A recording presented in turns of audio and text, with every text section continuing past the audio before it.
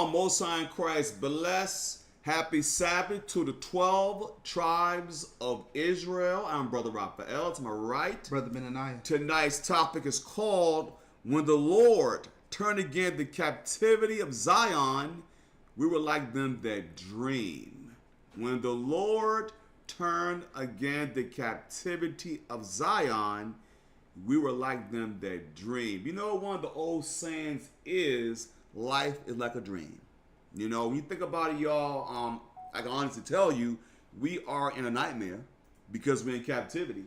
And who are the Lord's people? You so-called blacks, you so-called Hispanics, and Native Americans. According to our fathers, we are the 12 tribes of Israel. We are the people of the book. We are the children of the slaves. We are the people that's in this bad dream that we're in. It's called captivity. You know, and that's the crazy thing about it. Life is like a dream. You know, the Lord deals with us with different dreams. He gives people I would say the skill set to be able to discern dreams. You know, a lot of people can break it down. You know, but some of y'all may be new. We just can't say we have Christ and no laws, and laws and no Christ that have to be coupled together. Give me the book of Isaiah, chapter 8 and verse 20. Then give me the book of Joshua, chapter 1, verse 8, brother. Can you raise it up? Come on, say, raise up the Bible. The book of Isaiah, chapter 8 and verse 20. Give me the book of Joshua, chapter 1, verse 8, brother. Because you know something? A lot of our people are wrapped up in dreams and they have these visions and so forth. And you have to find out where they really come from. Because sometimes what can happen, sometimes people can get dreams and they just go crazy. You know, they'd be like, oh my God, I had a dream last night. What does this really mean? Is it from the Lord? Is it from who? And whatever, they get confused, they get scared about it. But we can go over the scriptures and show you about how the Lord deal with dreams and who does he deal with dealing with certain dreams and sort of something of that nature. Like I said before, give me the book of Isaiah in chapter 8 and verse 20. And give me the book of Joshua, chapter 1, verse 8. Brother, go ahead. Shalom, happy Sabbath. Isaiah chapter 8, verse 20. Go ahead. To the law. To the law. So the whole Bible is the law. What we use is the 1611 King James Version Bible, one of the most accurate Bibles. It's the closest thing to the original text. How do we know it's the book of the law? Joshua chapter 1, verse 8. Brother, go ahead. Joshua chapter 1, verse 8. Go ahead. This book of the law shall not depart out of thy mouth. Go ahead. But thou shalt meditate therein day and night, that thou mayest observe to do according to all that is written therein. Go ahead. For then thou shalt make thy way prosperous, and then thou shalt have good success. Because prosperity and good success isn't always about monetary gain or materialism. Really, success and I would say prosperity is being a repentant Israelite and being in your right mind and having an opportunity to obtain the kingdom. That's true prosperity. Go back to the book of Isaiah and chapter 8 and verse 20 to give me the book of Revelation chapter 19 verse 10, brother. Go ahead, read. Isaiah chapter 8 verse 20. Go ahead. To the law and to the testimony. And the testimony. Revelation chapter 19 verse 10, because precept must be upon precept. That's how we gain understanding in the scriptures. Go ahead, read, brother. Go ahead. Revelation chapter 19 verse 10. And I fell at his feet to worship him. Go ahead, brother. And he said unto me, see thou do it not. Now the angel had to stop John. He said, see thou do it not. Because had John bowed down to the angel, he would have been in the midst of idolatry. Go ahead, read on, brother. I am thy fellow servant. I am thy fellow servant. We serve the Most High first, and we serve our people. Go ahead, read on. And of thy brethren. Go ahead. I have the testimony of Jesus. The testimony of Jesus. Or the Christ. Some of y'all may say Yahweh Shai. Are you sure? But we do know he is the Son of the Most High. Go ahead, read on. Worship God. Worship the Most High God of Israel. No one top the God of Israel. No Allah. No white man Jesus. No idolatry. Nothing. Read on. For the testimony of Jesus is the spirit of prophecy. Because check this out. If you don't have the spirit of Christ on you, you will not understand the Bible. You'll be lost in the sauce.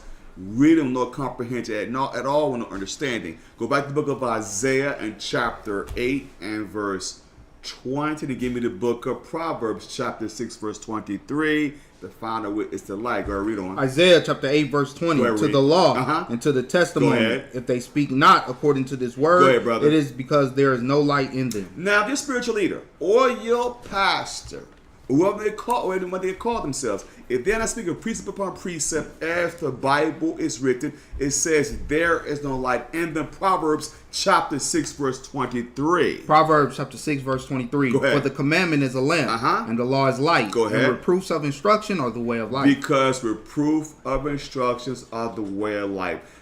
If you let me say, the laws in Christ are supposed to help you navigate through sin, which is darkness. The example would be if you are a person that loves to lie or steal, therefore, you must take the commandments to a high level and take it and measure with Christ. Recognize Christ was a liar or thief, therefore you reprove and you correct yourself. Now, dreams. Life is like a dream. When the Lord turned again the captivity of Zion, we were like them that dreamed. The book of Ecclesiasticus and the Apocrypha, chapter 34 and verse 1. Let's start with that first. Ecclesiasticus and the Apocrypha, chapter 34 and verse 1. Stop with that first. Because you know something, y'all, one thing you have to keep in mind is the Lord deals with certain people with dreams. And we're going to deal with some of our patriarchs, some of our fellow Israelites who actually had actual dreams and were able to interpret dreams. And what does it really mean today? How does that add up to today? Go ahead, read on. Ecclesiasticus chapter 34, verse 1. Go ahead. The hopes of a man void of understanding. Then it says, with the hopes of a man void of understanding, that means reprobate. That's all it means. So if you reprobate, really basically it's saying, being reprobate means you basically have worldly thoughts. Okay? You don't have understanding of all, a judgment at all. Okay, so it says the hopes of a man void of understanding, go ahead, read on, are vain and false. Are vain and false. So sometimes you have to ask yourself a question. When a person has certain dreams, are they keeping commandments? Are they in the Lord? Because sometimes you have people in the world that have dreams. I mean, I'm not saying that the Lord don't deal with certain things, but keep in mind, it gives you certain things you should look at before you look at a dreamer. What does the Bible say? Read on. And dreams lift up fools. It can lift up fools. So sometimes you listen. It depends on that person who's having the dream. It's basically saying, are they keeping commandments? Are they in the world? That's why you have to be careful with who is giving you a sign or a wonder, or they may say give you a dream or so forth. Check their spirit and see who is it coming from. Go ahead, read on. Verse 2. Whoso regarded dreams is like him that catcheth at a shadow and follow it after the wind. You know how you try to catch a shadow, you'll never catch it, because it's as if it's a mirage. You never catch a shadow. Or you after the wind, you can never catch the wind. It's just one of those things you have to keep in mind. So sometimes people have dreams. You have to ask yourself a question: where does it really come from? What's the root cause of a particular dream? Is it something you had a thought about? You had a thought that was in your mind? Because sometimes that can happen too. Sometimes you could be thinking about something, and all of a sudden you just dream about that particular situation. And then sometimes the Lord will send you a dream. And some people have the power or the spiritual discernment to be able to know what a dream is talking about.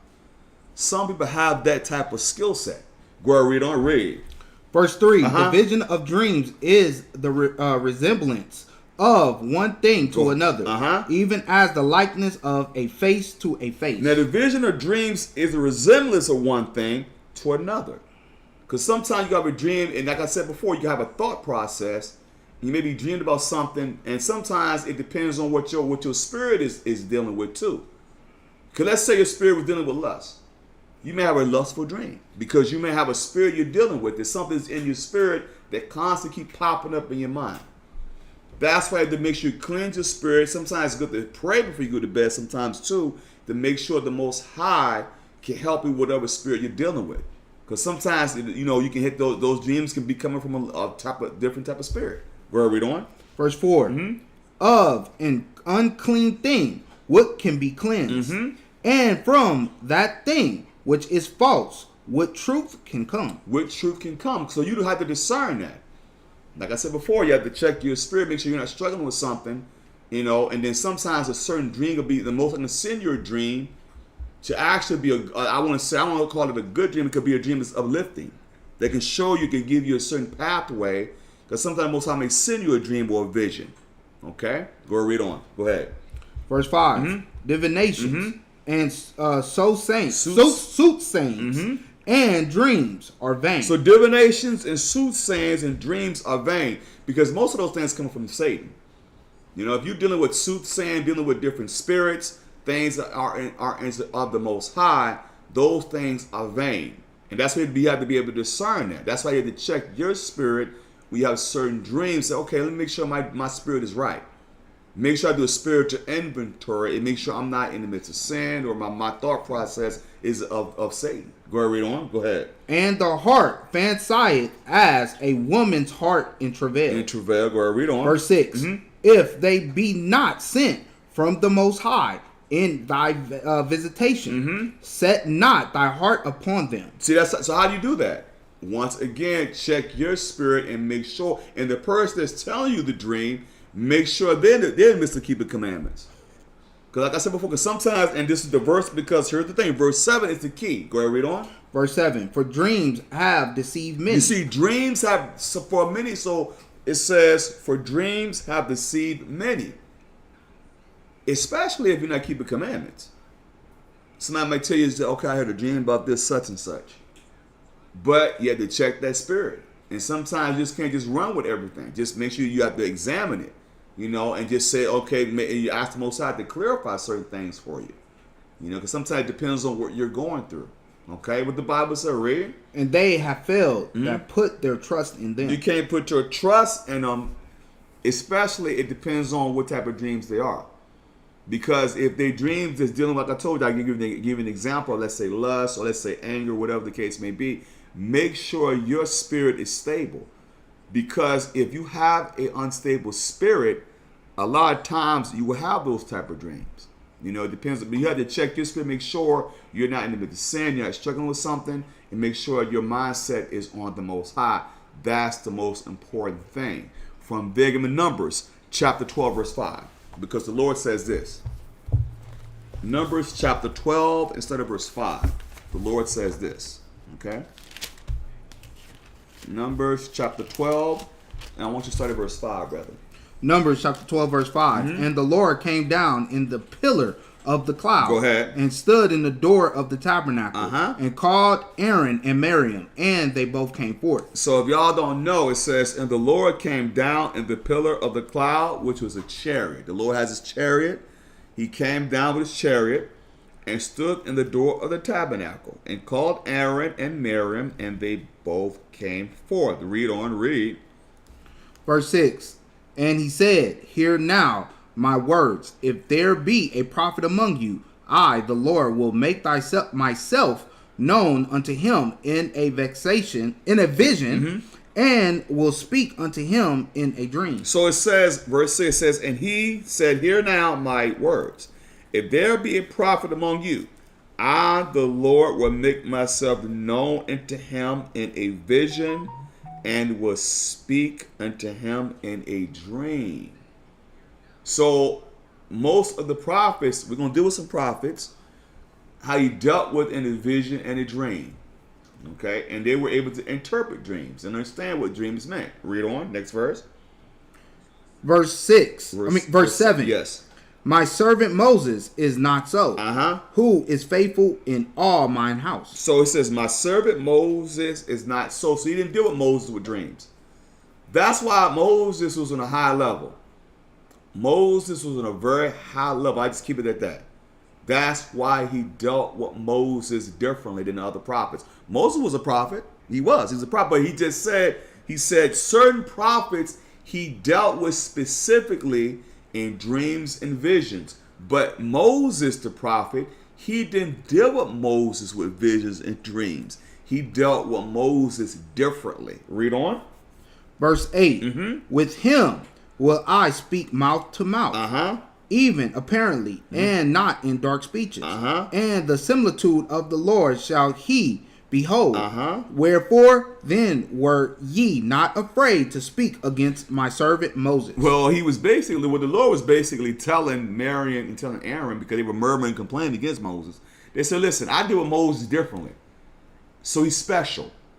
So we're not afraid afraid to speak about my servant Moses?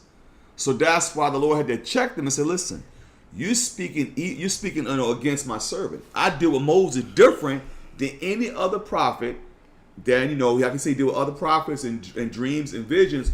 But Moses, he dealt with specifically face to face. What that really means is he dealt with Moses differently by taking Moses through time. See, most of the time he dealt with different prophets, and we're going to deal with some prophets. He gave them visions and dreams. But Moses was a high level.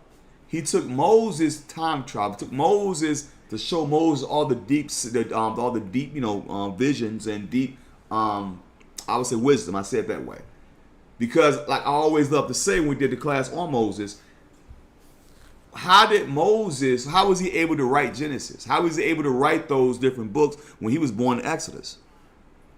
See what I'm saying? So it just letting it be known he dealt with Moses differently than any other prophet. From there, Genesis chapter 40 and verse 4. Genesis chapter 40 and verse 4. We're going to go to another patriarch. Genesis chapter 40 verse 4. And the captain of the guard charged Joseph with them, and he served them, and they continued a season inward. Go ahead. Verse 5. And they dreamed a dream, both of them, each man his dream in one night, each man according to the interpretation of his dream. The butler and the baker of the king and of the king of Egypt, which were bound in the prison. If anybody didn't know the history of Joseph, Joseph was wrongly convicted of trying to push up on Pharaoh's wife because she lied, because she wanted to lie with him. He refused to, and therefore he was put in prison wrongfully. So don't feel bad when the brothers get put in jail wrongfully. One of our forefathers got put in the jail wrongfully too, based on a lie. But what happened was the Lord elevated Joseph because Joseph stayed in order even though he was wrongfully accused. Okay? But let's go ahead and read on. Go ahead and read. Verse 6. Joseph came in unto them in the morning and looked upon them, and behold, they were sad. Go ahead. And he asked Pharaoh's officers that were with him in the ward of the Lord's house, saying, Wherefore look ye so sadly today? So he says, why are you looking sad? So Joseph is trying to figure out, why are y'all looking sad? Read on. Go ahead. Verse 8. And they said unto him, We have dreamed a dream, and there is no interpreter of it. Go ahead. And Joseph said unto them, Do not interpretations belong to God? So he said, do not interpretations belong to the Most High? Read on. Tell me them, I pray you. So Joseph, if y'all don't know, you're going to find out, does Joseph have the ability to interpret a dream? Go ahead, read on, read. Verse 9. And the chief butler told his dream to Joseph, and said to him, In my dream, behold, a vine was before me. Go ahead. Verse 10. And in the vine were 3 branches, and it was as though it budded, and her blossoms shot forth, and the clusters thereof brought forth ripe grapes. Go ahead. Verse 11. And Pharaoh's cup was in my hand, and I took the grapes and pressed them unto Pharaoh's cup, and I gave the cup unto Pharaoh's hand. And now watch how the Most High worked with Joseph. Watch how he worked with Joseph. Read on. Go ahead, read. Verse 12. And Joseph said unto him, This is the interpretation of it. The 3 branches are 3 days.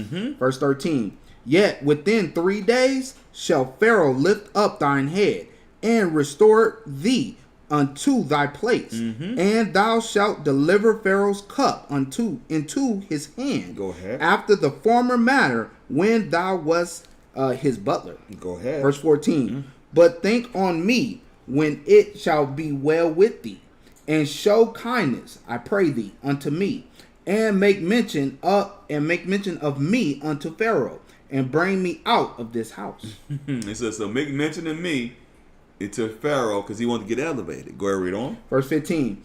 For indeed I was stolen away out of the land of the Hebrews, and were also have I done nothing that they shall put me into the dungeon. So he just giving him his whole story. He's like, listen, I was basically put in the dungeon wrongfully.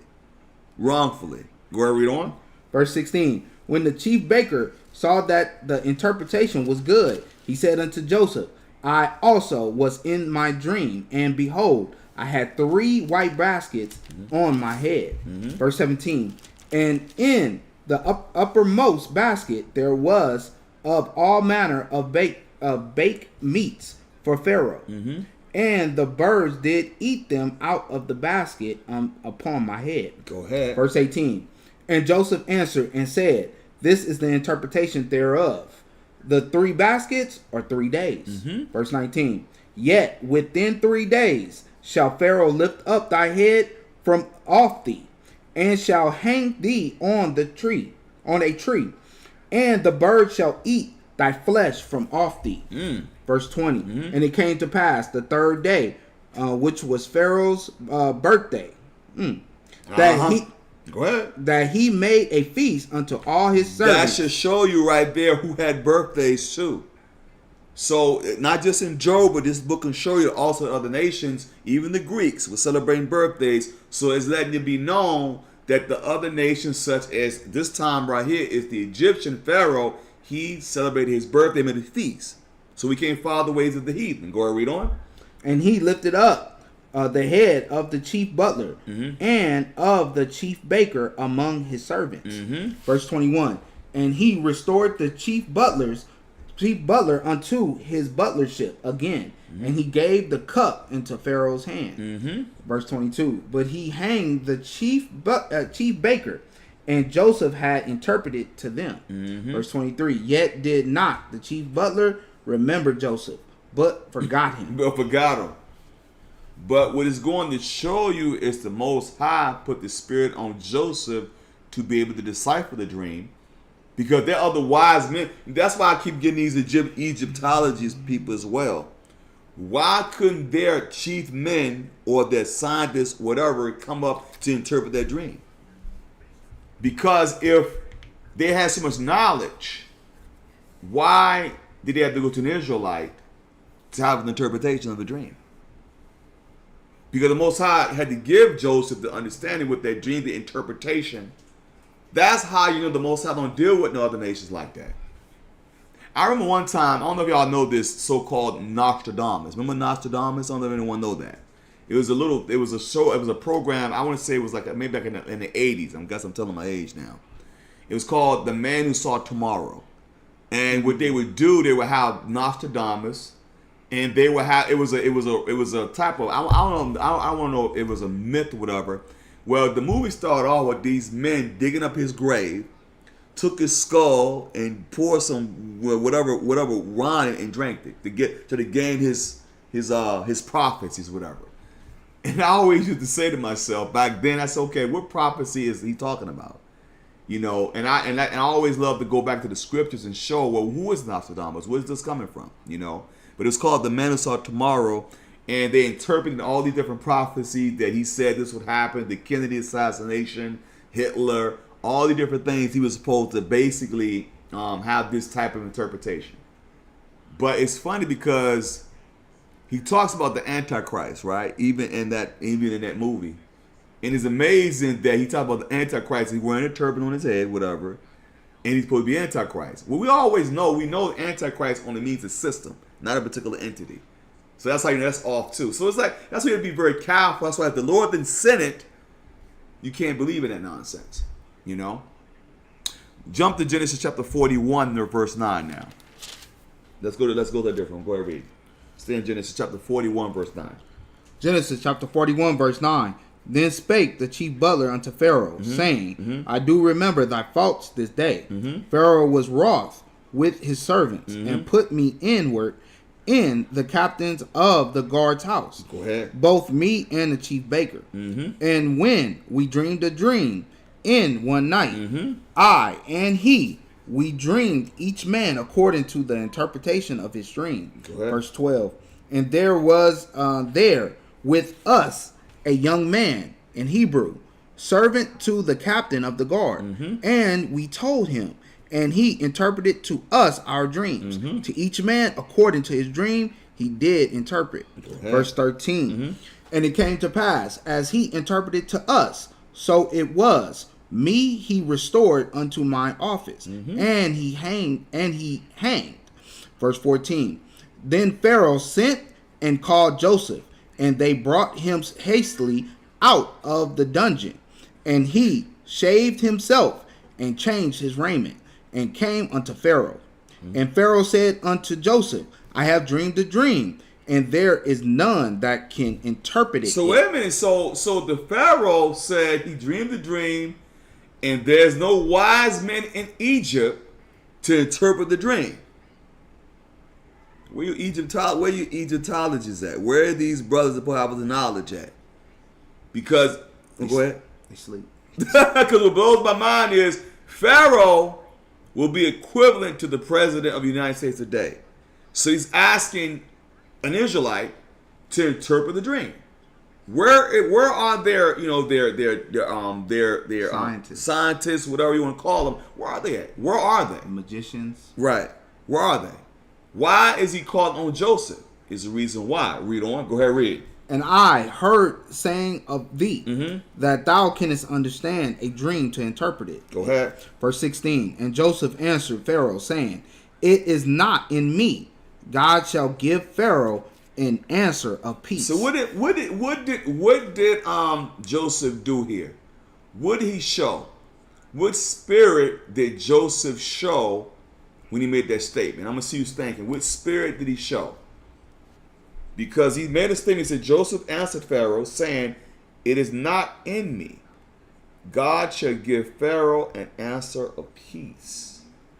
What type of spirit did Joseph have on him when he made that statement? They see who's thinking. What type of dream? What type of spirit did he have on him? I got just how many women can answer this question. What type of spirit did Joseph have on him when he answered that? And this is in verse 16. See who's paying attention, who's thinking.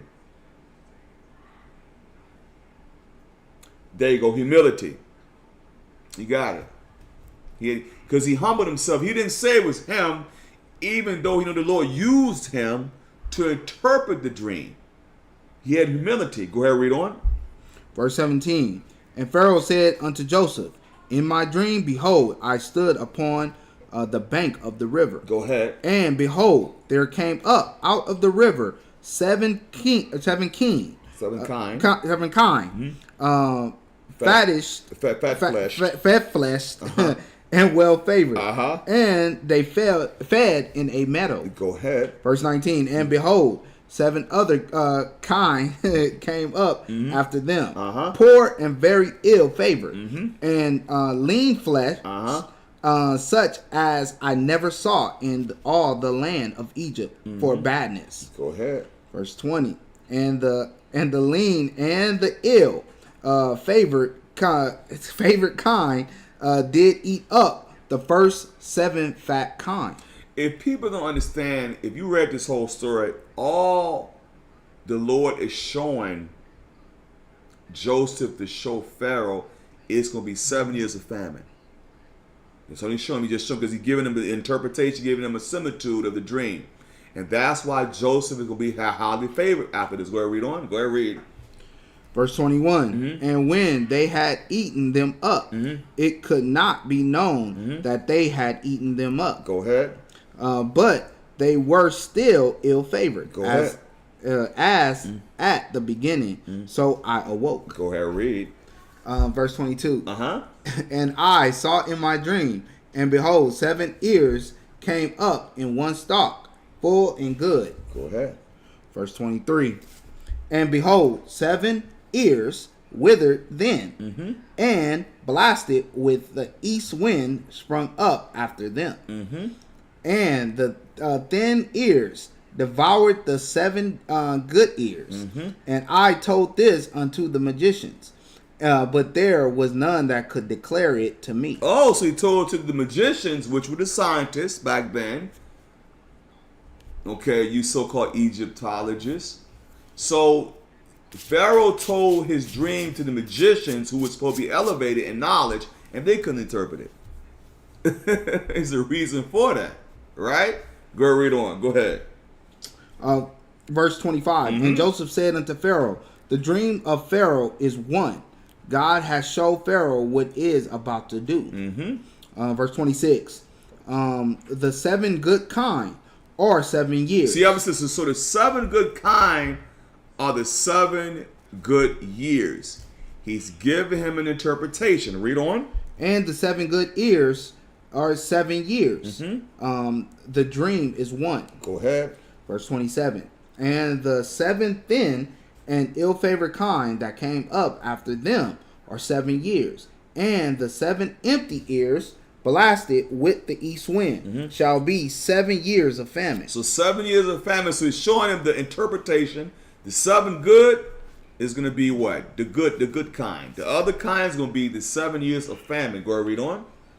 Verse 28. This is the thing which I have spoken unto Pharaoh. What God is about to do, he show it unto Pharaoh. Behold, there come 7 years of great plenty throughout all the land of Egypt. And there shall arise after them 7 years of famine. And all the plenty shall be forgotten in the land of Egypt. And the famine shall consume the land. So actually, he's giving him a warning. Letting it be known, 7 years of famine is coming to Egypt. Read on. Verse 31. And the plenty shall not be known in the land by reason of that famine following, for it shall be very grievous. Go ahead. Verse 32. And for that the dream was doubled unto Pharaoh twice. It is because the thing is established by God, and God will shortly bring it to pass. Now therefore let Pharaoh look out a man's discreet and wise, and set him over the land of Egypt. So now it's giving him instructions to set a man over Egypt, a wise man over the land of Egypt. Go ahead, read on. Verse 34. Let Pharaoh do this, and let him appoint officers over the land, and take up the 5th part of the land of Egypt in the 7 plenteous years. Verse 35. And let them gather all the food of those good years that come, and lay up corn under the hand of Pharaoh, and let them keep the foods in the cities. What does famine represent today? Can anyone tell me this? What does it represent today? We're living in it right now. What does it represent today? Can anyone tell me? What does it represent? Because it's really, when you think about the twofoldness in this, think about it today. Look at what we're dealing with today. What is it? What can you bring this up? What is going on today that you can actually draw from this? Because things are written aforetime, written for our learning. What can you draw from this? Can anyone tell me that? Because Joseph is warning them on something. He's telling them something, what they must do. And that even goes to us too as Israelites. Okay? Basically, what it's showing y'all, I'm gonna cut to the chase, is dealing with like the economy. If you see things, you have families, things happening to people, that's why it's good to be good stewards over your money, good stewards over different things. You see a famine coming, you see trouble coming. What are you supposed to do? Like he's warning Pharaoh, gather your food, gather things up, pay attention to what's going on. The signs of the times are here. This is New Egypt. So he's giving them an interpretation. This is what you must do in the plenteous years. The plenteous years, be good stewards, because famine is coming. Famine, you see the economy is crashing right now. Okay, things are happening right now. People losing jobs, they're being evicted. These things are happening. So the Lord give you discernment. You say, okay, you know something, I see what's happening. You see things, so what you do, you plot, you plan. That is what Joseph is telling him. Plan. Go ahead, read on. Go ahead, read. I'll leave off. Verse 35. All right. Because he's telling him what to do. He gave him the plans. So your brothers are right. He had no depression. Yes. You had the famine. Yes. Because like I said, you did. Because the thing is happening, you're starting to see it today. These things are happening on an all-time high. Go ahead, read on. Verse 35. Verse 35. And let them gather all the food of those good years that come, and lay up corn under the hand of Pharaoh, and let them keep food in the cities. Go ahead. Verse 36. And that good and that food shall be for store to the land against the 7 years of famine, which shall be in the land of Egypt, that the land perish not through the famine. Go ahead. Verse 37. And the thing was good in the eyes of Pharaoh and in the eyes of all his servants. And Pharaoh said unto his servants, can we find such a one as this is, a man in whom the Spirit of God is? He said the Spirit of God, because so what's happening, he's starting to see the Most High is with Joseph. Because what's happening, see, sometimes what happened when a man's ways, let me show you something. Give me the book of Proverbs. Chapter 16, verse 7. And this is all the way up into today, brothers and sisters. When you have a certain skill set, the Lord can give you favor, even in the midst of your enemies. That's why it's very important for us as Israelites to still let your light so shine, even when you're not around Israelites. Even when you're around the heathen, you still let your light shine. There's a reason why. Proverbs 16, verse 7. Proverbs chapter 16, verse 7. When a man's ways please the Lord. When a man's ways please the Lord. You stay in order. You keep the commandments. You do what you're supposed to do. What's going to happen? He make it even his enemies to be at peace with him. So that's what's happening. So when he pleased the Lord, he make the enemies be at peace with him. So Pharaoh's like, wait a minute. This man has a spirit of God on him. Remember something. Pharaoh got other gods, right? Pharaoh got other gods, so now he's recognizing our God tops his God. You see? Because our God is telling him, look, get yourself right. Prepare yourself for the famine to come. Because remember something, they got other gods. Why the agricultural gods ain't helping them? You see what I'm saying? Because it's letting you be known, our God reigns supreme. No other God tops the God of Israel. No one tops that. Read on, go ahead, read. You want to go back to Genesis? We still in, go back to Genesis. I'm sorry, back to Genesis chapter. Yeah, I got it. Genesis chapter 41, verse 39. Yes. And Pharaoh said unto Joseph, for as much as God has showed thee all this, there is none so discreet and wise as thou art. He said, whoa. Read that one more time for you Egyptologists, because that was one time they got all this knowledge. That moment that brother argued us down, it count. I said, bro, I was going to show him this too. I said, look, I'm going to hit you, bro. I'm going to hit you right. I'm going to show you something that's historical fact. Your Pharaoh went to our brother Joseph, and what did Joseph do for him? Save Egypt. Save Egypt with his knowledge.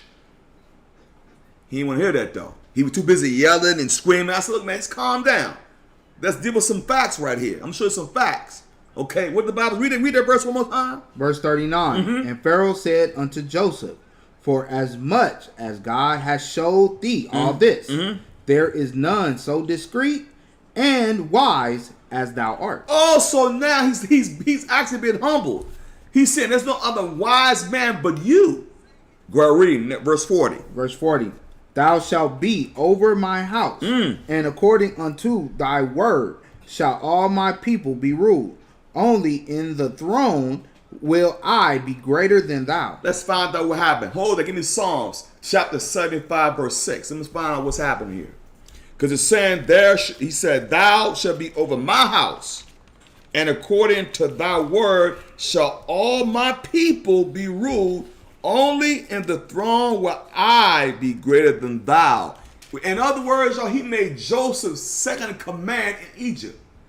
Let that sink in for a minute. That's like saying you're making one of our Israelite brothers, make him a vice president of this country. He made him second in command. But this is what happened. Psalms chapter 75 verse 6. This is what happened. Psalms chapter 75 verse 6. For promotion cometh neither from the east, nor from the west, go ahead, nor from the south. But God is the judge. God is the judge, right? Next verse. He put it down one. He put down one. Go ahead, read on. And set it up another. He set. So what happened with the Most High God, because his ways pleased the Lord allowed Joseph to be elevated for his purpose. Because as you do read about Joseph, he elevated his family. His ways pleased the Lord. Go ahead, read next verse. Read on.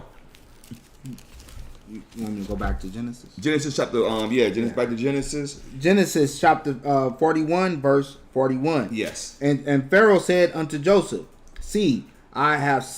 Wait. Yeah, you right. Okay. Yes. Verse 41. And Pharaoh said unto Joseph, See, I have set thee over all the land of Egypt. He set Joseph, an Israelite, over the land of Egypt. I would have hit the brother with that. But he didn't want to hear that though. His mind was all messed up. He was too busy trying to put the Bible on trial. I said, look here, bro, I'm going to show some history right here. Our Israelite brother was second in command to your Pharaoh. How about that? How about that? So he was second in command to your Pharaoh. Let's deal with that. Go ahead, read on. Go ahead. Verse 42. And Pharaoh took off his ring from his hand and put it upon Joseph's hand and arrayed him in vestures of the fine linen and put a gold chain about his neck. Go ahead. And he decked him out. He decked him out. He iced him out. He iced him out, didn't he? He iced my brother out, didn't he? Stylus. You know what I'm saying? He hooked my man Joseph up because Joseph was elevated by the Most High. Why? Because his ways pleased the Lord, and the Most High God gave him the what? He gave him the knowledge to interpret the dream. Go ahead, read on. Go ahead. Verse 43. And he made him to ride in the second chariot. That's like riding the Air Force One right now. You know what I'm saying? That's equivalent to Joseph riding an Air Force One in the presidential motorcade. Okay? Go ahead, read on.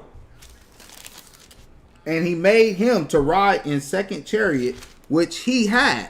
And they cried before him, about the knee. And he made him ruler over all the land of Egypt. Wait a minute. Hold up. He made Joseph the ruler over Egypt? Man, where the Egypt child? I was going to hit the brother with this. But he had to leave. I said, brother, I'm going to show you something. I'm going to show you, since you talk about all this knowledge, why is it that your men could not figure this dream out? The Most High worked with Joseph. Because I was going to hit him. I said, hold up, man. Break this down for me, sir. Next verse. Go ahead, read on.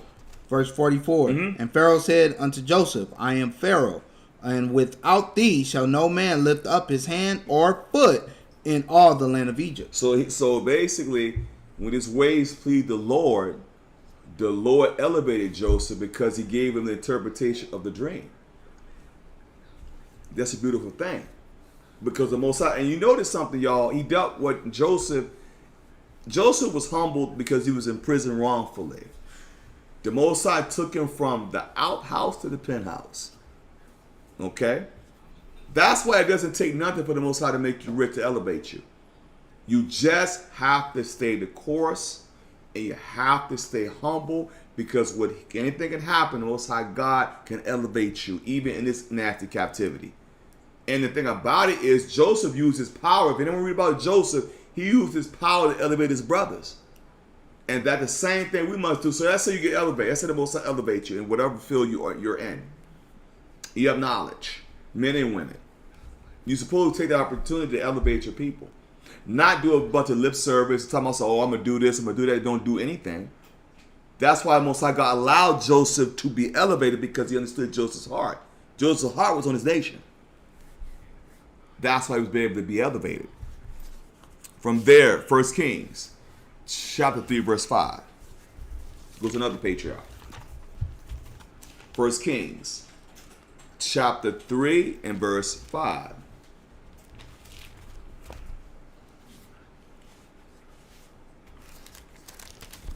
First Kings, chapter 3, and verse 5. 1 Kings, chapter 3, verse 5. Yes. In Gibeon, the Lord appeared to Solomon in a dream by night, and God said, ask what I shall give thee. Go ahead. Verse 6. And Solomon said, thou shalt Verse 6. And Solomon said, thou hast showed unto thy servant David, my father, great mercy, according as he walked before thee in truth and in righteousness and in uprightness of heart with thee. And thou hast kept for him this great kindness, that thou hast given him a son to sit upon his throne, as at this day. So as we do know, Solomon showed humility. Go ahead, read on. Go ahead. Verse 7. And now, O Lord my God, thou hast made thy servant king instead of David, my father, and I am but a little child. I know not how to go out or come in. Verse 8.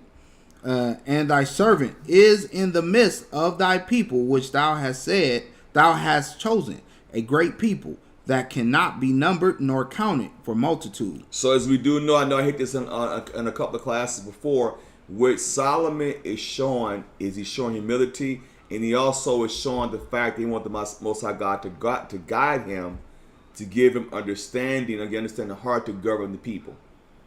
And that's in this dream that he's having. The Most High came to Solomon in a dream. Read on. Verse 9. And give therefore thy servant an understanding heart to judge thy people, that I may discern between good and bad. For who is able to judge this so great a people? Go ahead. Verse 10. And the speech pleased the Lord, that Solomon has asked this thing. Because keep in mind, like I said before, Solomon looked at his nation and he wanted to do things the right way according to the scriptures. He didn't want to have the knowledge just for himself. He had the knowledge because he wanted to discern between good and evil, to judge righteously. Read on. Verse 11. And God said unto him, because thou hast asked this thing, and hast not asked for thyself long life, neither hast asked riches for thyself, nor hast asked the life of thine enemies, but have asked for thyself understanding to discern judgment. Discern judgment, because the Most High God loves judgment. So he said you want to have that understanding heart, but it's all in a dream. This is all in a dream. Read on. Verse 12. Behold, I have done according to thy words. Lo, I have given thee a wise and understanding heart, so that there was none like thee before thee, neither after thee shall any arise like unto thee. So even in this dream, he's given him a dream of vision. He said, okay, what do you want, Solomon? Solomon just said, give me an understanding heart. But because his heart was on the Most High and on the nation to judge righteously, the Most High God elevated him even more. Go ahead, read on. Verse 13. And I have also given thee that which thou hast not asked, both riches and honor, so that there shall not be any among the kings like unto thee all thy days. Verse 14. And if thou wilt walk in my ways to keep my statutes and my commandments as thy father David did walk, then I will lengthen thy days. I will lengthen thy days. So he's doing all this in a dream. All this he's doing in a dream. And also remember, is another Israelite. So it's showing you some attributes of our brothers that he gave dreams to. And and keep in mind, y'all, he deals with the sisters too, but this context dealing with the men, with the patriarch. We just dealt with Joseph, then we deal with Solomon. Go ahead, read on. Verse 15. And Solomon awoke, and behold, it was a dream. And he came to Jerusalem, and stood before the ark of the covenant of the Lord, and offered up burnt offerings, and offered peace offerings, and made a feast to all his servants. And made a feast to all his servants, because the Most High God dealt with him through a dream to show him. And he said, well, ask what you may ask of me. The Most High God gave them a discerning heart to discern judgment. And the thing about it, Solomon wanted it just because he wanted to do what? To help his people and to judge in a righteous capacity.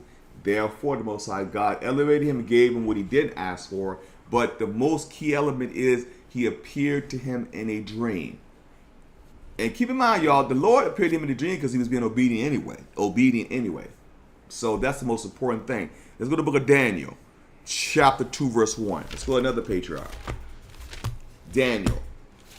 So just bear with me. I'm building up to something, okay? Daniel chapter 2 and verse 1. Daniel chapter 2, verse 1. Let's go to Daniel.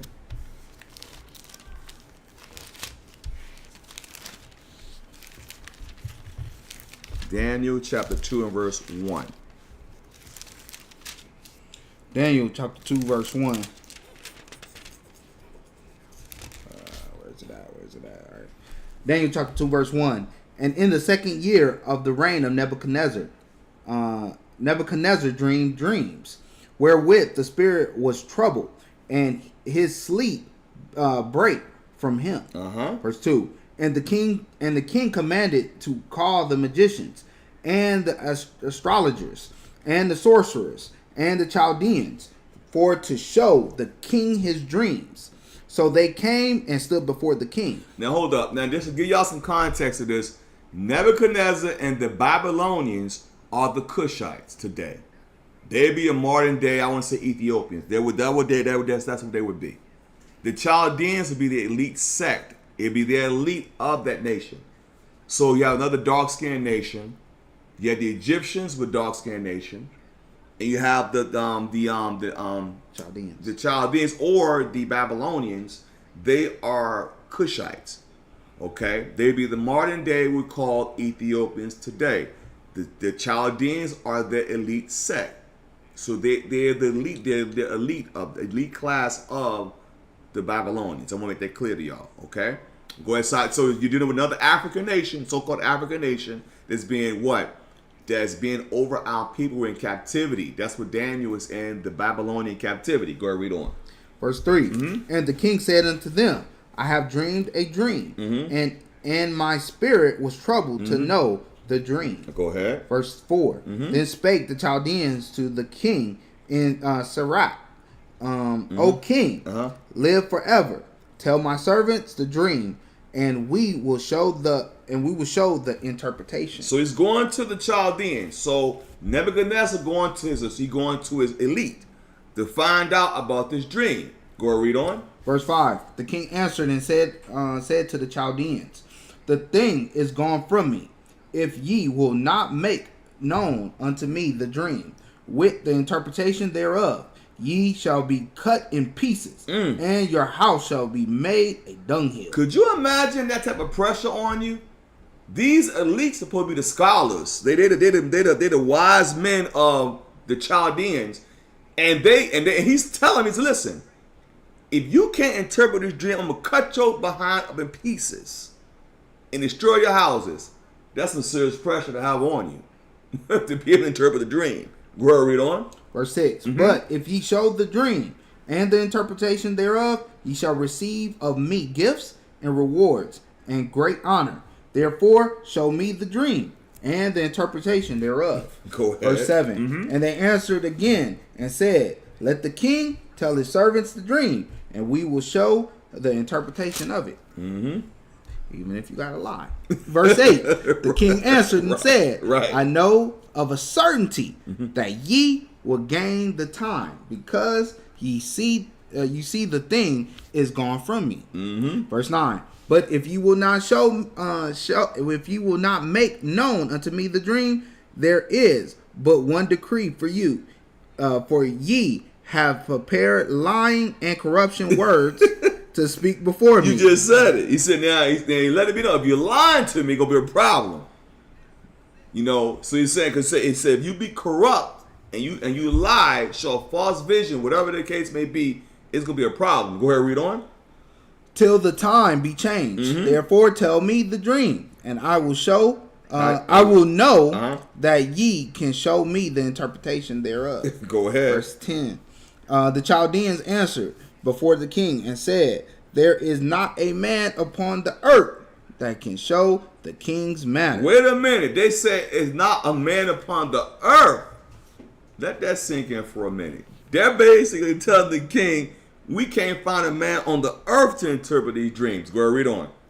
Therefore, there is no king, lord, nor ruler that asks such things at any magician or astrologer or Chaldean. Go ahead. Verse 11. And it is a rare thing that the king requireth, and there is none other that can show it before the king, except the gods, whose dwelling is not with So flesh. except the gods is lowercase g. And guess what? Them gods can't show it either. Watch how Nebuchadnezzar handled them though. Go ahead, read on. Verse 12. For this cause the king was angry and very furious, and commanded to destroy all the wise men of Babylon. Whoa, so now he's upset. Now mind you, his chief men just told him there isn't a man on earth that can interpret that dream. He got mad. So you know what? because y'all can't even do it, I'm going to destroy all y'all now. So now he mad now, because y'all can't, what he's saying is, I'm paying y'all good money to tell me nothing. You supposed to be the elite. You supposed to be the scientists. You supposed to be the scholars. And you can't even tell me the dream? Kill all y'all. Kill all y'all. I'm going to my car and get my gun. Everybody. Kill everybody. He's a kill everybody now. Go ahead, read. Guess who they go to? Go ahead, read. Go ahead, read. Gets better. Verse 13. And the decree went forth that the wise men should be slain. And they sought Daniel. Oh, they sought who? They sought Daniel. Why they go to Egypt? Because Egypt is their cousin. Egypt is the cousin of Cush, of the Cushites. So why didn't they go to all the Niles of Egypt? Why didn't they go to the Egyptians? Oh, I get it. They're going to Israelite now. They're going to Daniel. Then they have to go get Daniel now. Daniel in captivity, right? What the Bible said? Go ahead, read on. And then they sought Daniel and his fellows to be slain. Verse 14. Then Daniel answered with counsel and wisdom to Arioch, the captain of the king's guard, which was gone forth to slay the wise men of Babylon. He answered and said to Arioch, the king's captain, why is the decree so hasty from the king? Maggot. Then Arioch made the thing known to Daniel. Okay. Then Daniel went in and desired of the king that he would give him time and that he would show the king the interpretation. So Daniel understood something. Daniel understood that the Lord was with him. That's why Daniel came with such courage. He didn't have to worry about it. Go ahead, read on. Go ahead, read. Verse 17. Then Daniel went to his house and made the thing known to Ananiah, Mishael, and Azariah, his companions. Verse 18. That they would desire mercy of God of heaven concerning this secret, that Daniel and his fellows should not perish with the rest of the wise men of Babylon. Verse 19. Then was the secret revealed unto Daniel in a night's vision. Then Daniel blessed the God of heaven. Verse 20. Daniel answered and said, blessed be the name of God forever and ever, for wisdom and might are his. So what he's doing is he's giving all the praise. He's praying. He's meditating on the word. In other words, in this time, he knows time is ticking because Nebuchadnezzar crazy. Nebuchadnezzar on one. He about to kill everybody. So Daniel said, look, I'm going to the Most High, and I'm going to ask him to give an understanding. I'm praying to the Most High. Okay, go ahead, read on. Verse 21. And he changed it, and he changed it the times and the season. He removed kings and set it up kings. He giveth wisdom unto the wise, and knowledge to them that know understanding. He revealeth the deep and secret things. He knoweth what is in the darkness, and the light dwelleth with him. Go ahead. Verse 23. I thank thee, I praise thee, O thou God of my fathers, who has given me wisdom and might, and has made known unto me now what we desired of thee. For thou hast now made known unto us the king's manner. So here's the thing. What is Daniel doing? Daniel is praying to the Most High, that he's praising him, that he's going to give him the understanding. He's speaking it into existence. He said, you know what, Lord? I know you're going to give me the wisdom to do what I have to do. That's confidence in the Most High. That's the same type of confidence we must have. You should not faint in your faith. You should already know the Most High God is behind you through Christ, and that's what Daniel understood, so he spoke with confidence. Go ahead, read on. Verse 24. Therefore Daniel went in unto Arioch, whom the king had ordained to destroy the wise men of Babylon. He went and said thus unto him, destroy not the wise men of Babylon.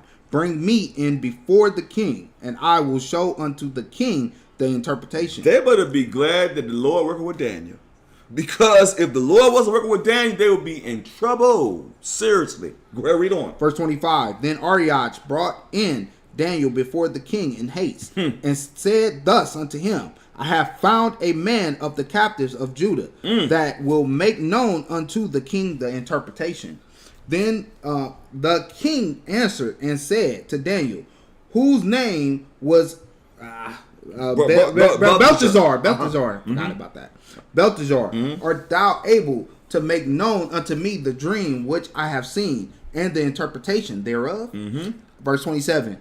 Daniel answered in the presence of the king and said, the secret which the king had demanded cannot the wise men, the astrologers, the magicians, the soothsayers show unto the king.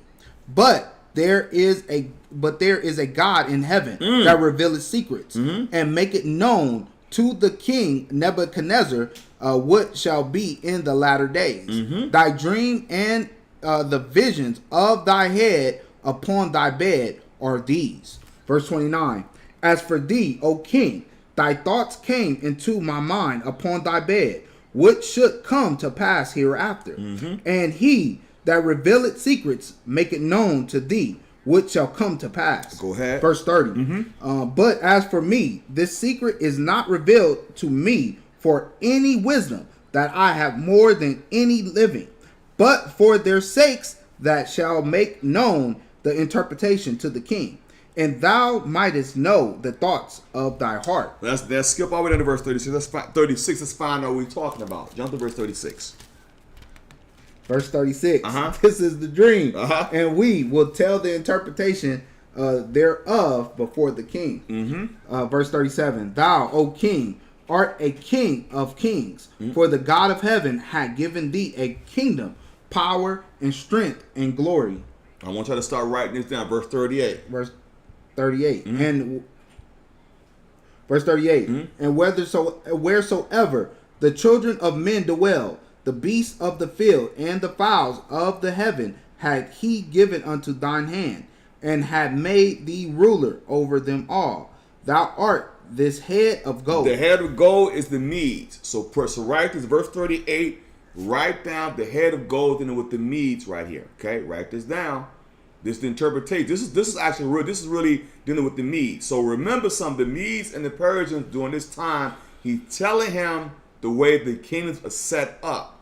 Okay, in that chronological order. So verse 38 is going to be the Medes. Okay, so write that down. Verse 39.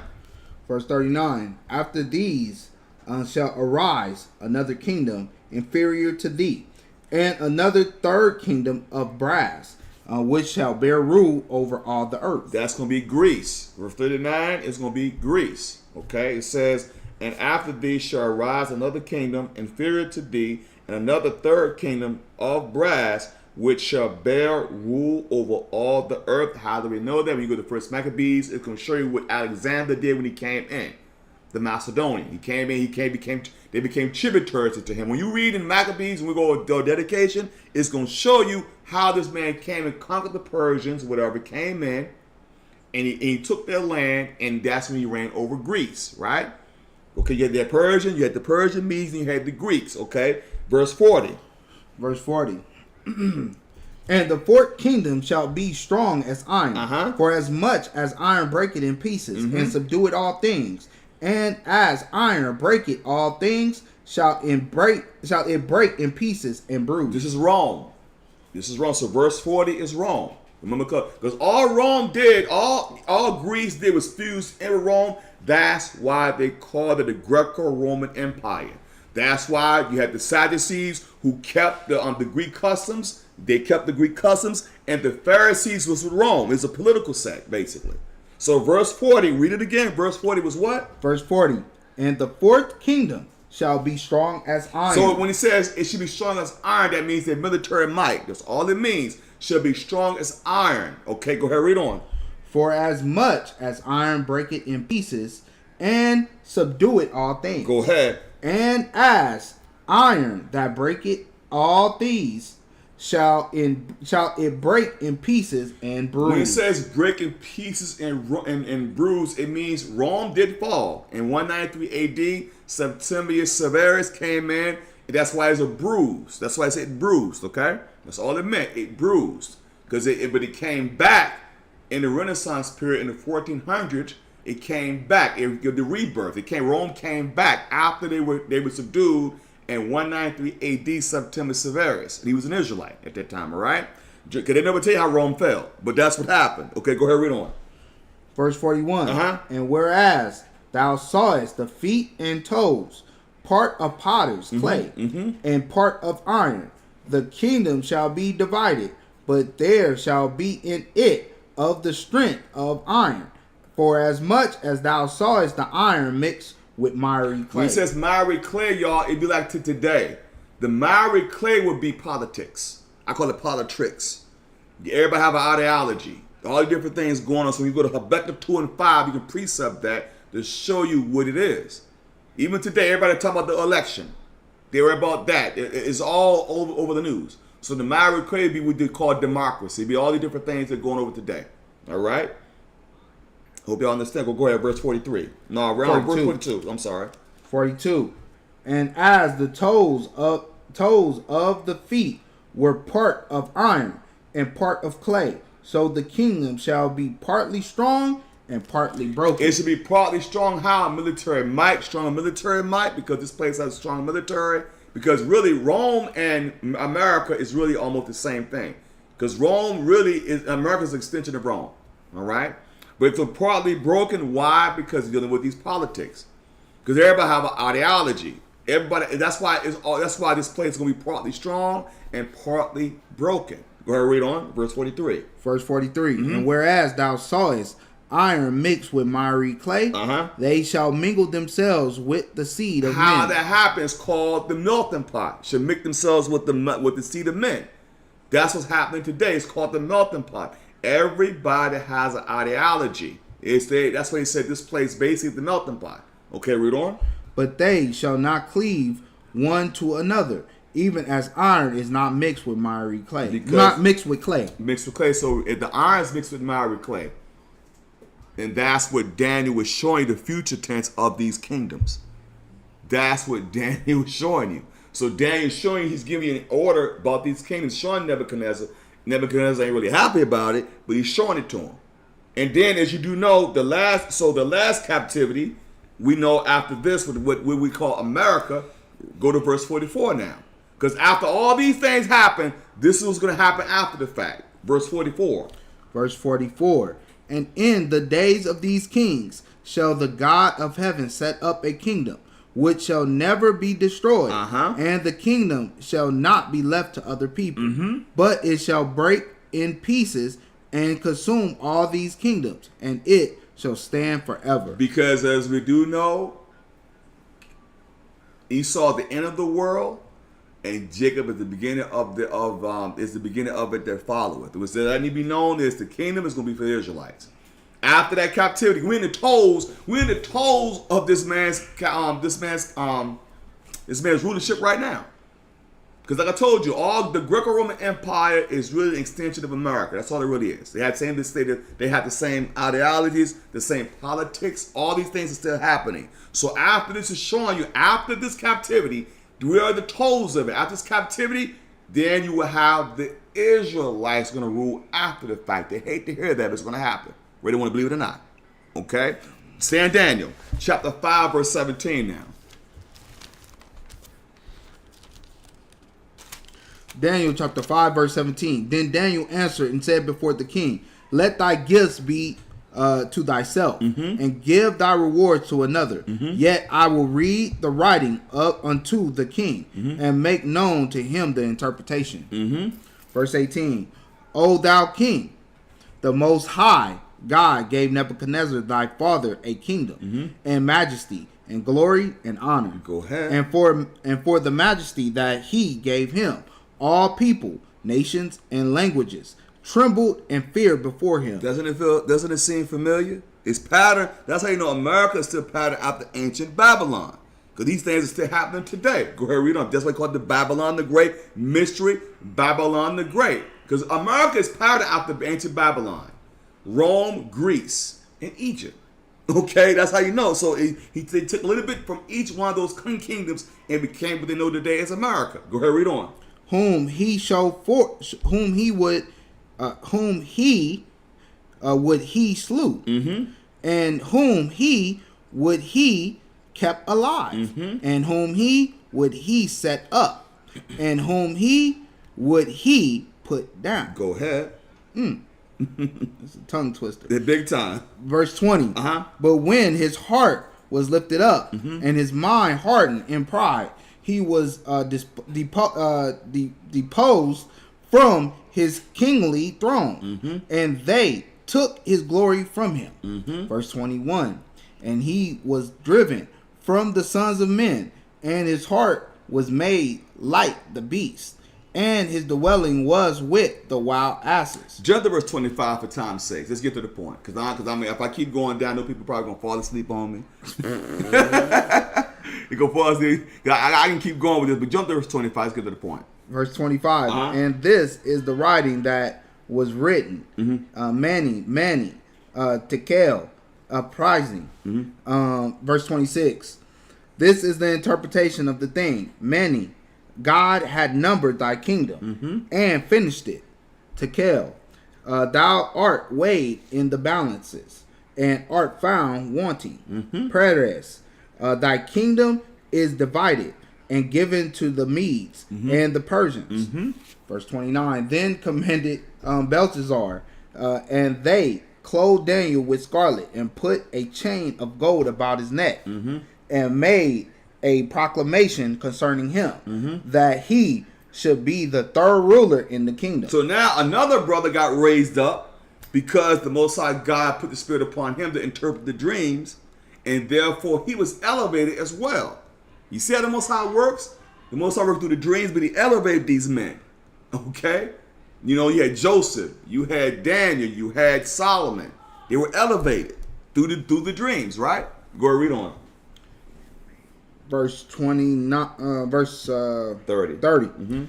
And in the night was Belshazzar, king of the Chaldeans, slain, and Darius the Median took the kingdom, being about 62 years old. Keep in mind, y'all, this is how you can prove that ancient Babylon was not destroyed. Okay, ancient Babylon was not destroyed. It was transition from Babylon to the Darius was what? He was of the Medes. So he took over. Says then it be known that this also proves that ancient Babylon was not destroyed. It was just basically transition over to the Persians. Okay, over to the Medians. Let's call them the Medians, the Persian Medes. Okay, all right. From there, give me a Joel, chapter 2, verse 27. So I'm just showing y'all how the dreams that the Most High gave upon these patriarchs, these men, to be able to interpret them, but also elevate them as well by them being able to discern those dreams. And some of y'all have dreams. And we're going to go with some of y'all have dreams. Y'all have the spirit to discern dreams right now. Some of y'all do. But keep in mind, you have to be in the right spirit to discern these dreams. You can't be in madness, okay? Because the Most High don't work with madness. He doesn't work with confusion, okay? Joel chapter 2, verse 27. The book of Joel, chapter 12. Chapter 2. Joel chapter 2, verse 27.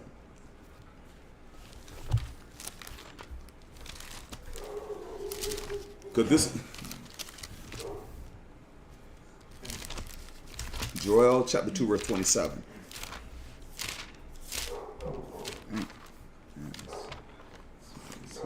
Because this is happening right now as we do speak. This is a twofold prophecy. We're going to show you another precept that backs this up, but it's showing you something that's happening even to this day. The book of Joel, chapter 2, verse 27. Joel chapter 2, verse 27. Yes, sir. And he shall know that I am in the midst of Israel, that I am the Lord your God, and none else, and my people shall never be ashamed. And my people shall never be ashamed. Go ahead, read on. Verse 28, and it shall come to pass afterward that I will pour out my spirit upon all flesh, and your sons and your daughters shall prophesy. Your old men shall dream dreams. Your young men shall see visions. You see that today. That's happening right as we speak. You see, you have visions, you have dreams. The Most High is giving prophecies to people. Some people have the power of prophecy. Okay, the Most High put the Spirit upon certain men. You have certain women that are able to be able to discern certain things as well. The Most High did with the sisters too. Okay, read on. Go ahead, read. Verse 29. And also upon the servants and upon the handmaids, in those days will I pour out my spirit. I will pour out my spirit. Go ahead, read on. And I will show wonders in the heavens and in the earth, blood and fire and pillars of smoke. You start to see more prophecies being brought out today. Various organizations You have certain brothers, they're able to bring out certain prophecies. The Most High able to put the Spirit upon these brothers. Go read on. Go read. Verse 31. The sun shall be turned into darkness, and the moon into blood, before the great and terrible day of the Lord come. So the sun should be turned to darkness. That's twofold. That's also with the chariots, but also with the wisdom. That's why the wisdom will be taken away from this place. Go ahead, read on. Verse 32. And it shall come to pass that whosoever shall call upon the name of the Lord shall be delivered. For in Mount Zion and in Jerusalem shall be deliverance, as the Lord has said, and in the remnant whom the Lord shall call. So as you do see, these are the last days. The last days started when Christ gave his life for Israel on the cross. That's when the clock starts ticking. From there, the book of Acts, chapter 2, verse 17. The book of Acts, chapter 2, verse 17. Let's find out if it changed. Let's find out if this changed. The book of Acts, chapter 2, chapter 17. Acts chapter 2, verse 17. And it shall come to pass in the last days, said God, I will pour out my spirit upon all flesh, and your sons and your daughters shall prophesy, and your young men shall see visions, and your old men shall dream dreams. Verse 18. And on my servants and on my handmaidens I will pour out in those days my spirit, and they shall prophesy. And I will show my wonders in heaven above, and signs in the earth beneath, blood and fire and vapor of smoke. Verse 20. The sun shall be turned into darkness, and the moon into blood, before the great and notable day of the Lord come. And it shall come to pass that whosoever shall call upon the name of the Lord shall be saved. Verse 22. Verse 22. And ye men of Israel, hear these words. So why is he speaking to only Israel? It's showing you he's only speaking to Israel. We also use this precept to prove also the whosoever in John 3:16 as well. So also sometimes you want to use that whosoever, it shows you the precept using John 3:16. But he said the audience is the Israelites. He's giving you the prophecy on we should dream dreams, you should prophesy. These things are happening as we speak. Right now it's happening. Various organizations, they have certain brothers, and you have people that can interpret certain things. They have that skill set. Okay? That's the most beautiful thing about the Most High and work with the Israelites. Okay? From there, give me the book of Deuteronomy, chapter 13, verse 1. What's going on? You good? This is the flip side. Deuteronomy, chapter 13, verse 1. Start with that.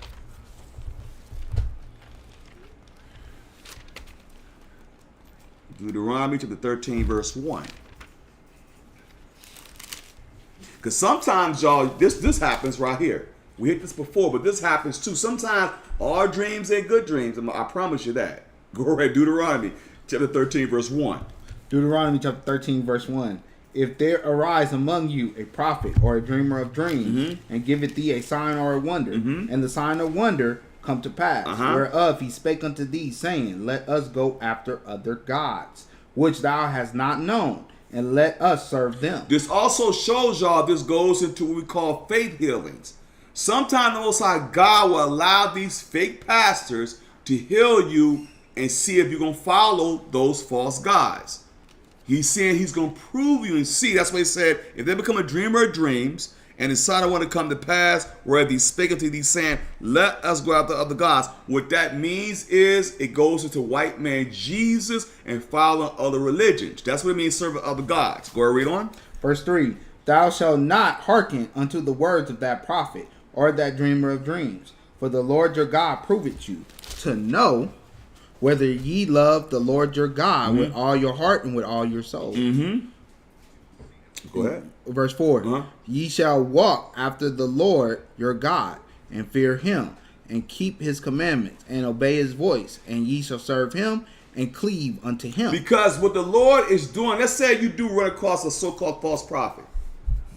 You have to check your spirit. So, okay, if that person keeping commandments, they may be. They say they may heal somebody. They may do it. The most that's okay. I'm gonna let it happen to see if you're gonna follow those false gods. And that's why you have to be a good discerner of spirits. And so wait a minute. This person that was a dreamer of dreams, are they telling me to follow white man Jesus? Because if they are, that's a false prophet. Even though they perform the miracle that the Most High allowed to happen, see if he's going to prove you to see if you're going to follow the other God or you're going to apply the commandments. Next verse, read on. Verse 5.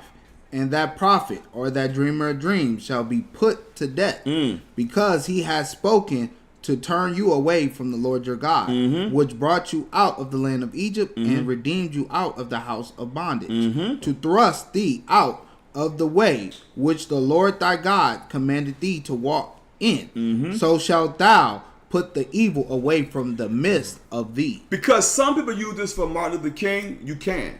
Because he did have us, it's unfortunate, he didn't know, but the bottom line is, he did have us little white boys, little black girl, little white girls, stuff like holding hands. The Lord said, don't do that.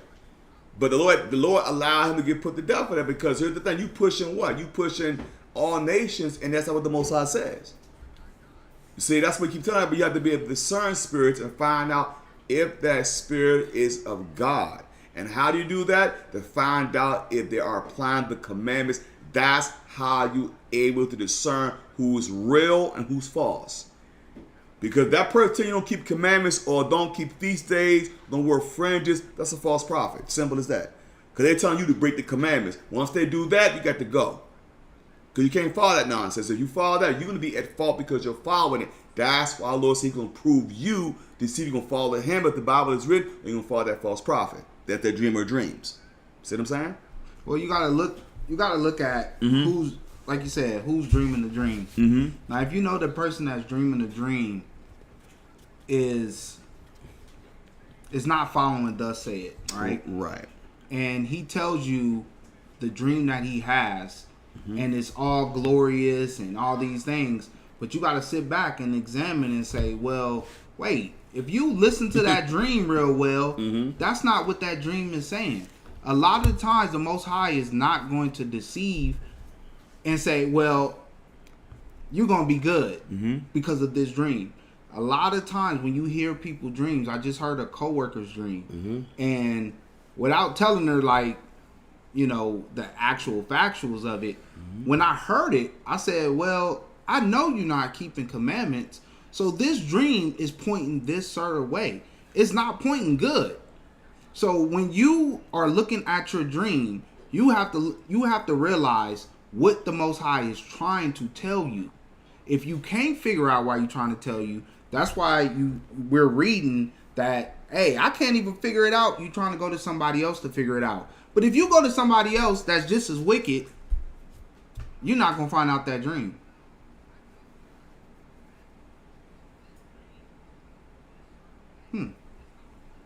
Let's go to Psalms, chapter 126 and verse 1. Psalms, chapter 126 and verse 1. Let's go to that.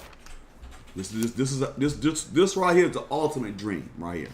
Psalms chapter 126, start at verse 1.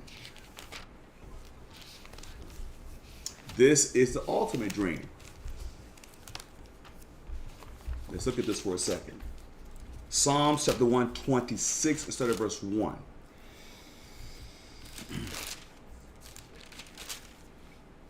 Psalms chapter 126, verse 1. When the Lord turned again the captivity of Zion, we were like unto that dream. Verse 2. It says, when the Lord turned again the captivity of Zion. What does Zion mean? The monument of the Lord. So it says, when the Lord turned again the captivity of Zion, right? In verse 2. Verse 2. Then was our mouth filled with laughter, and our tongue with singing. Then said they among the heathen, the Lord had done great things for them. Let's find out what that means. From there, hold that. Go to the book of Psalms 122, verse 1. Psalms 122 and verse 1. Psalms chapter 122, verse 1. I was glad when they said unto me, let us go into the house of the Lord. I was glad when they said unto me, let us go into the house of the Lord. Go read on. Verse 2. Our feet shall stand within thy gates, O Jerusalem. So our feet shall stand within thy gates, O Jerusalem.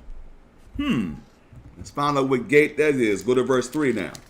Verse 3. Jerusalem is builded as a city that is compact together. Hold that. Go to Revelation chapter 21 verse 1. Because it says here, all right, I was glad when they said unto me, let us go into the house of the Lord. Our feet shall stand within thy gates, O Jerusalem. Verse 3, Jerusalem is builded as a city that is compacted together. Revelation chapter 21 and verse 1. Revelation chapter 21 verse 1.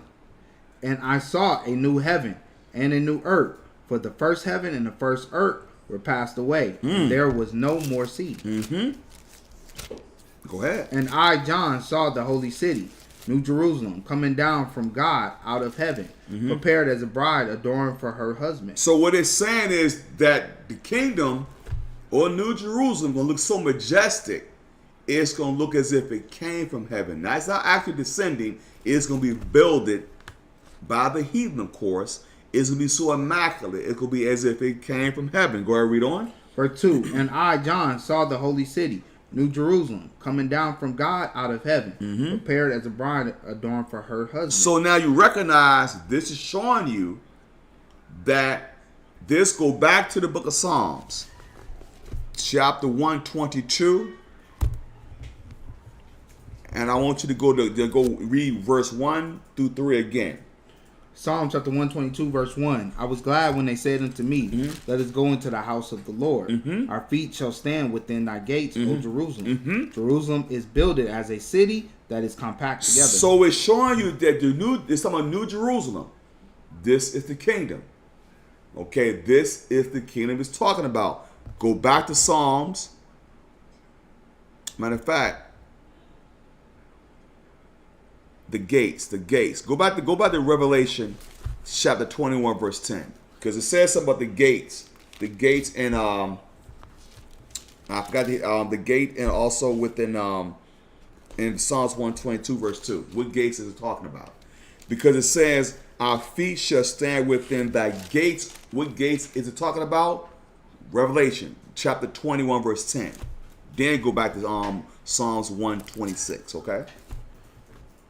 Revelation chapter 21 verse 10. Yes, sir. And he carried me away into the spirit to a great and high mountain, and showed me that great city, the holy Jerusalem, descending out of heaven from God, having the glory of God, and her light was like unto a stone, most precious, even like a jasper stone, clear as crystal, and had a wall great and high, and had 12 gates, and at the gates 12 angels, and the names written thereon, which are the names of the 12 tribes of the children of Israel. So when you go to Psalms 122 verse 2, it says, our feet shall stand within thy gates, O Jerusalem. The 12 gates is being able to get into the 12 gates where of the 12 tribes reside.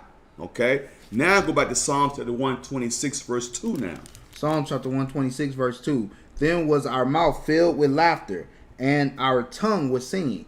And then said they among the heathen, the Lord had done great things for them. Let me just say this, y'all.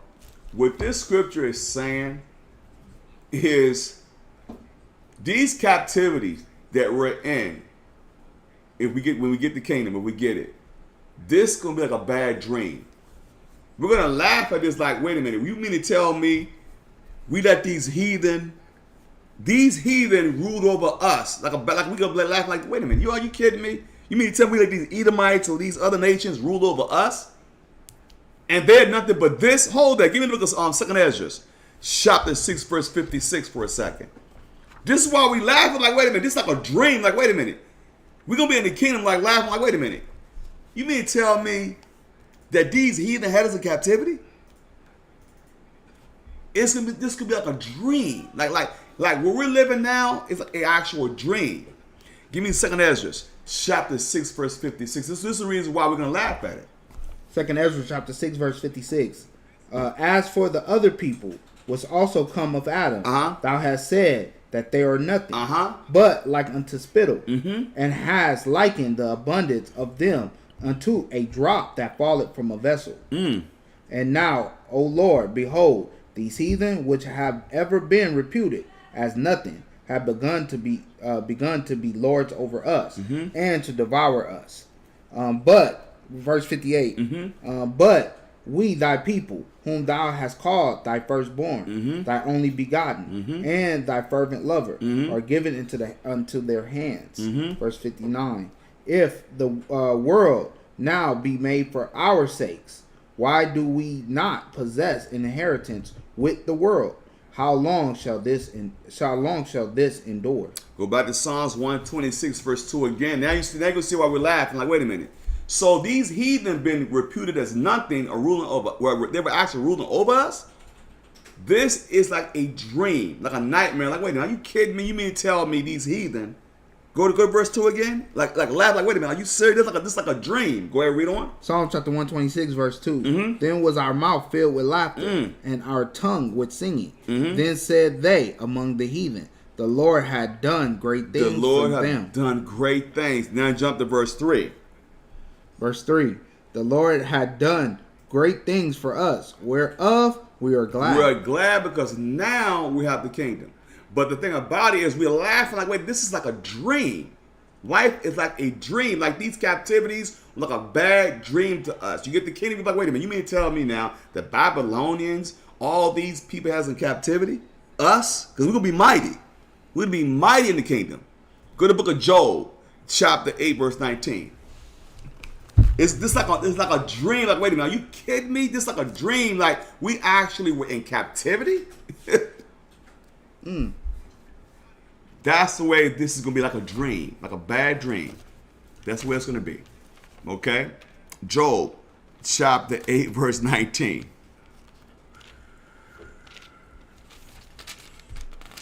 Job, chapter 8, verse 19. Behold, this is the joy of his way, and out of the earth shall others grow. Verse 20. Behold, God will not cast away a perfect man, neither will he help the evildoers. Verse 21. Till he fill my mouth with laughing, and my lips with rejoicing. Verse 22. Because that's all. So really, we're gonna rejoice over all this. This is like a dream. Like the way it's gonna be, it's gonna be like a dream. Like, wait a minute, you mean to tell me now we were in captivity after captivity after captivity? And we actually was under subjection to these heathen? Like a joke. Are you serious? Go back to Psalms chapter 122 and verse 4 and 5. Psalms chapter 122 and verse 4 and 5 now. Psalm chapter 122 verse 5. Verse 4. Oh, verse 4. Whether the tribes go up, the tribes of the Lord, unto the testimony of Israel, to give thanks unto the Lord, unto the name of the Lord. Verse 5. For there are set thrones of judgment and thrones of the house of David. So those are thrones of judgment and thrones of the house of David. Go back to Revelation chapter 21 and verse 12. Back to Revelation chapter 21 verse 12. Revelation chapter 21 verse 12. And had a wall great and high, and had 12 gates, and at the gates 12 angels, and the names written thereon, which are the names of the 12 tribes of the children of Israel. And how do we get to those gates? Jump to the next chapter, 21 verse 14. Because now here's the thing. Because when you look at verse 4 in Psalms 122, so whether the tribes go up, the tribes of the Lord go where? Go into the gates. It says, testimony of Israel, to give thanks to the name of the Lord, for there are set thrones of judgment, the thrones of the house of David. What does thrones represent? Represents rulership. Okay? Revelation chapter 22, verse 14. Revelation chapter 22, verse 14. Blessed are they that do his commandments, that they may have right to the tree of life, and may enter in through the gates into the city. Into the gates of the city. Now I want to give me the book. Go back to Psalms chapter 122, verse 6 now. Psalms chapter 122 and verse 6. Psalm chapter 122, verse 6. Pray for the peace of Jerusalem. They shall prosper that love thee. They should prosper. How are they going to prosper? Psalms chapter 51, verse 18 now. This is like a dream. What we're going through is like a dream. So you get the kingdom, you're going to be like, wait a minute, are you kidding me? We actually was in captivity after captivity after captivity. But we shall prosper. We shall prosper in the end. Psalms chapter 51, verse 18 now. Psalm chapter 51, verse 18. Do good in thy good pleasure unto Zion. Build thou the walls of Jerusalem. Who's going to build the walls of Jerusalem? From there, Isaiah chapter 16, verse 10. Because see, the thing about it, y'all, we're going to be laughing about this, but the heathen going to have to build this. The same way we build everything for them, then we build everything for every country, especially America. We built it, didn't we? That's why we're trying to get reparations, but they don't want to give it to us. Let's find out who has to build this time. Isaiah chapter 16, verse 10. Isaiah chapter 60, verse 10. And the sons of strangers shall build up thy walls, and their kings shall minister unto thee. For in my wrath I smote thee, but in my favor have I had mercy on thee. Verse 11. Therefore thy gates shall be open continually. They shall not be shut day nor night, that men may bring unto thee the forces of the Gentiles. The forces of Gentiles had to be bought. They had to pay tribute to us. The same way we had to pay tribute to the nations, right, called taxes, they had to pay tribute to us. The same way in Solomon. When Solomon ruled, they paid tribute to Solomon because Solomon was ruling, right? The same thing had to happen again. They had to pay tribute to the Israelites. They had to build the walls. Why? Because we built for them, didn't we? This could be a beautiful dream. After this dream right here, we're gonna laugh at this. Like, you have to build for us. Go ahead, read on. That men may bring unto thee the forces of the Gentiles, and that their kings may be brought. That's right. Go ahead. Verse 12. No, I want verse 14. Jump to verse 14. Verse 14. The sons also of them that afflicted thee shall come, bending unto thee, and all they that despise thee shall bow themselves down at the soles of thy feet, and they shall call thee the city of the Lord, the Zion of the Holy One of Israel. 115? I want 15, yes, Verse sir. 15. Whereas thou hast been forsaken and hated, so that no man went through thee, I will make thee an eternal excellency, a joy of many generations. So that's what he's going to make us if we stay the course. Because this dream this is a dream. We live in a dream. This is a bad dream we're living in. But we get the kingdom. This will be like a we're going to laugh at this. Like, wait a minute, are you kidding me? We were actually we was in America. We Babylon the Great. It's gonna be like a laugh, like a joke. Like, wait a minute, we the powerful Israelites was actually under subjection to the heathen. There's a reputed as nothing. Like a joke. Like, are you kidding me? This is like a dream. Go back to Psalms, chapter 122, verse 7 and 8, brother. This is the end result of this. Because the thing about it, y'all, is this is like a dream. The captivities that we're going over, you get the kingdom, you're going to look back and laugh at it. It's like, are you serious? The kingdom, you mean to tell me that the Babylonians, all of them had us in captivity? Are you serious? Like a joke. That's how this is going to look like. Like when the Lord turned again the captivity of Zion, we were like them that this is like a dream. Like a nightmare, really. Yeah. Psalms chapter 122, verse 7 and 8. Psalm chapter 122, verse 7. Peace be within thy walls, and prosperity within thy palaces. Verse 8. For my brethren and companions' sake, I will now say, peace be within thee. Stop. How do we say that? Psalms chapter 133, verse 1 through 3. Psalm chapter 133, verse 1. Behold, how good and how pleasant it is for brethren to dwell in unity. To dwell together in unity. Go ahead. Verse 2. It is like the precious ointment upon the head that ran down upon the beard, even Aaron's beard, that went down to the skirts of his garment. Verse 3. As the dew of Hermon, and as the dew that descended upon the mountains of Zion, for there the Lord commanded the blessing, even life forevermore. Forever. So here's the thing. So now we're going to be able to come together in one accord in the kingdom. the righteous government. And we're gonna look at this like a bad dream. Like, are you kidding? We was actually under subjection to the heathen? Like laughter. Like, oh, this is a dream. Are you kidding me? You mean to tell me we actually was under subjection to the Edomites? To the Babylonians? That's gotta be a joke. That's the laughter. From there, Psalms chapter 122, verse 9 now. Psalm chapter 122, verse 9. Because of the house of the Lord our God, I will seek thy good. I will seek thy good. Revelation chapter 21, verse 3. We're going to finish up. The house of the Lord, the house of the Lord. Revelation chapter 21 and verse 3. I have more precepts, I'm going to cut it down. Revelation chapter 21, verse 3. And I heard a great voice out of heaven saying, Behold, the tabernacle of God is with men, and he will dwell with them. And they shall be his people, and God himself shall be with them, and be their God. So this letting you know that New Jerusalem is going to be on earth. And the Lord himself going to live with the Israelites on earth and ruling forever. The capital of existence will be New Jerusalem. Go ahead, read on. Verse 4. And God shall wipe away all tears from their eyes, and there shall be no more death, neither sorrow nor crying, neither shall there be any more pain, for the former things are passed away. Go ahead. Verse 5. And he that sat upon the throne said, Behold, I will make all things new.